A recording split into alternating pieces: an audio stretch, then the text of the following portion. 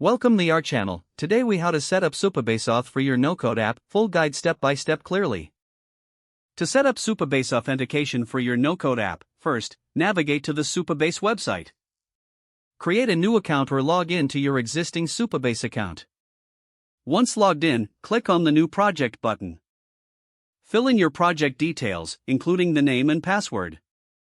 Select the database region closest to your target audience. Click on Create Project to start the setup process. Wait a moment for Supabase to create your new project.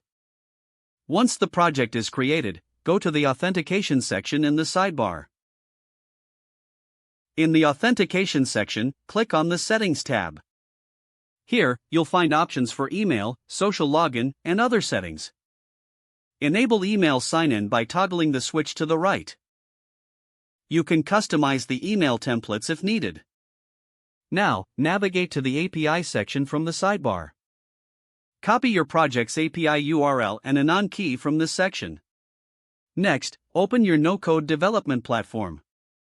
In your app settings, locate the API integration area. Paste the Supabase API URL and anon key into the appropriate fields. Save the API configuration to ensure the settings are applied.